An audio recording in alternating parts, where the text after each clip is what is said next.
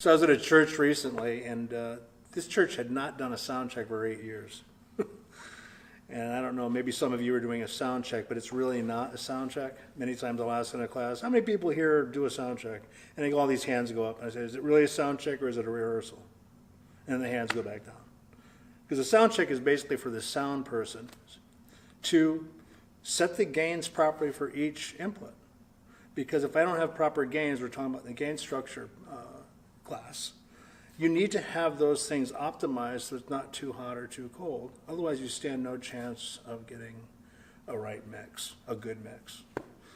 But before the sound check happens, you need to come into the church and make sure all the things that you're going to use in this service work. That all the lines, the instruments, the microphones, new batteries are in the wireless.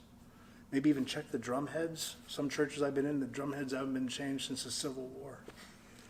Put new strings on the guitar. I don't care what kind of microphone you put on something. If the instrument itself or the voice isn't in tune, there's no microphone that's going to fix that. And sound checks can take very short time to complete. You don't want to keep your team waiting and waiting for you to tune a kick drum 20 minutes later. You want to do it quickly and as fast as you can so they can get on to the rehearsal.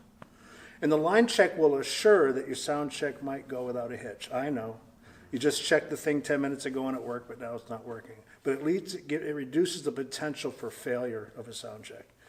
And sound people, I would even advise you to check the video and the lighting, because even when that stops working, the sound person gets blamed for that.